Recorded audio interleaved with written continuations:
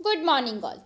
आज हम standard 5th में हिंदी सब्जेक्ट में चैप्टर नंबर 16 जो हमारे टेक्स्ट बुक का और हमारे सेम 2 का लास्ट चैप्टर है। चैप्टर नंबर 16 पहेलियाँ, इस पार्ट को हम पढ़ेंगे। पहेलियाँ यानी समस्या।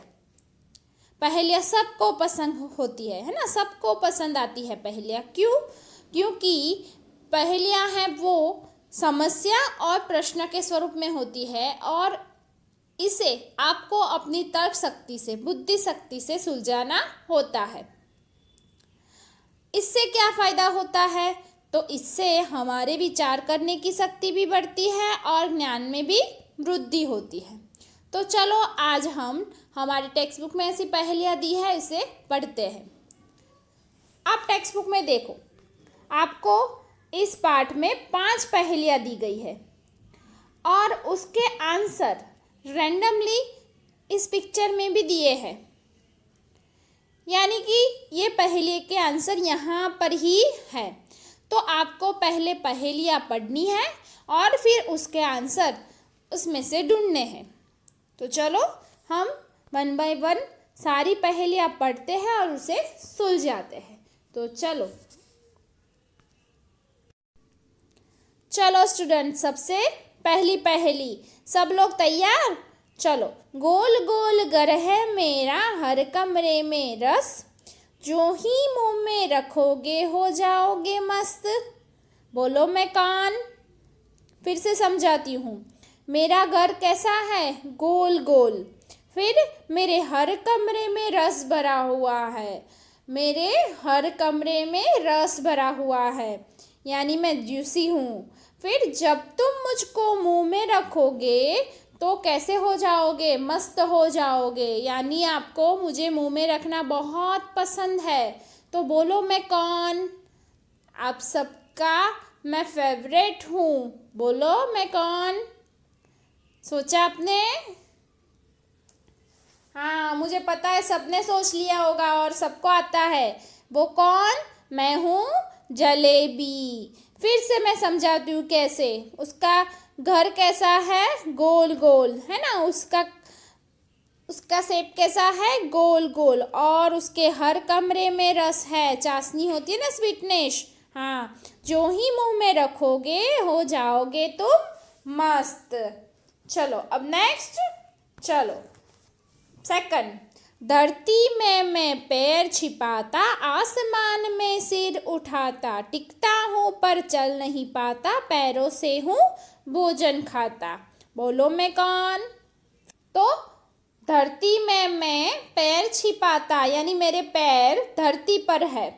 आसमान में शीश उठाता, आसमान आकाश में, शीश यानी सिर, मस्तक, अपना मस्तक में आसमान में उठाता हूँ। टिकता हूँ पर चल नहीं पाता, मैं खड़े तो रह सकता हूँ लेकिन मैं चल नहीं पाता। पैरों से हूँ भोजन खाता। और मेरे शरीर में विकास कैसे होता है? मेरे शरीर को भोजन कहाँ से मिलता है? मेरे पैरों से। तो बताओ मैं कौन? सोचा आप सबने? यस, उसका आंसर है मैं हूँ पेड़। चलो अब नेक्स्ट, 3rd नंबर का। चलो।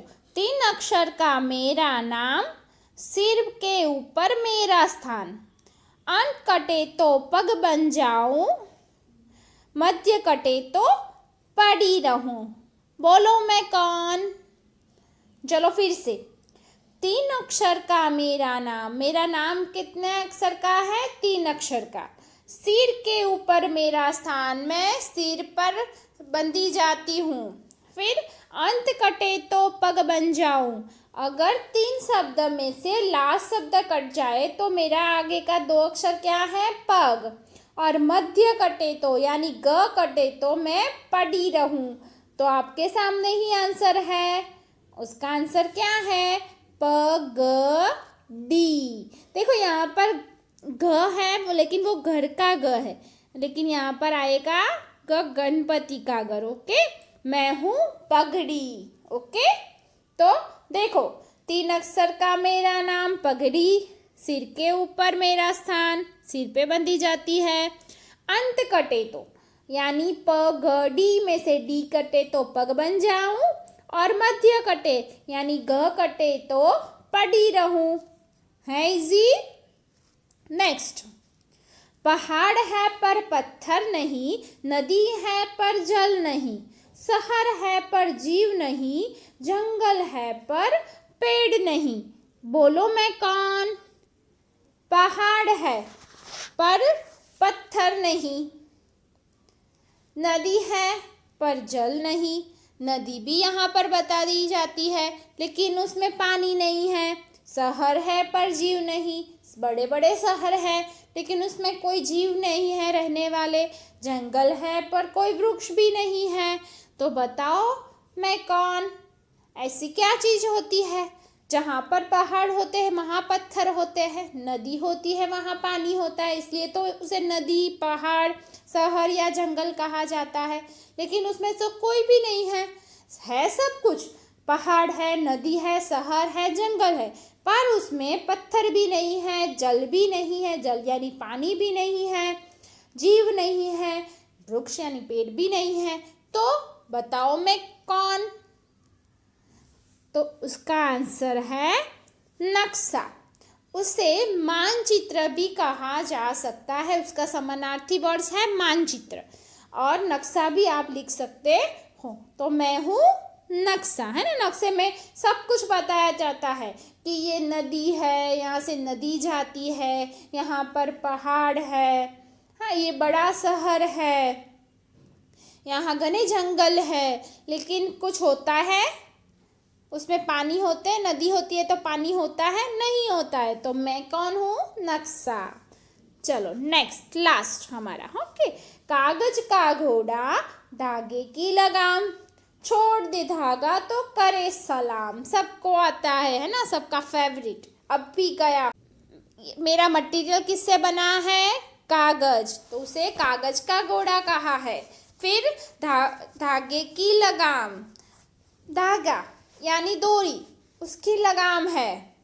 छोड़ दे धागा, अगर धागा छोड़ दोगे तो करे सलाम, तो जैसे सलाम कर रही है ऐसा दिखता है। तो बोलो कौन? सोचो। लास्ट बचा है वो पतंग, है ना। कागज का घोड़ा कागज की बनती है, और उसकी लगाम किससे बनती है? हम किससे उसे खींचते हैं? धागे से, डोरी से। अगर छोड़ दे धागा तो बहुत ऊपर झाँकती है, तो जैसे लगता है कि हमें सलाम कर रही है। तो इस प्रकार कागज का घोड़ा, धागे की लगाम, छोड़ दे धागा तो करे सलाम, यानी पतंग। तो इस प्रकार 5 पहेलियाँ हमारे इस पाठ में दी गई है। ओके, सबको समझ में आया? बहुत इजी है। ओके, चलो आप सब लोग और ऐसी पहेलियाँ 2-3 पहेलियाँ ढूंढ कर रखना। ओके, हम डाउट सेशन में उसके सॉल्यूशन करेंगे, यानी हम सुलझाएंगे उसको। ओके।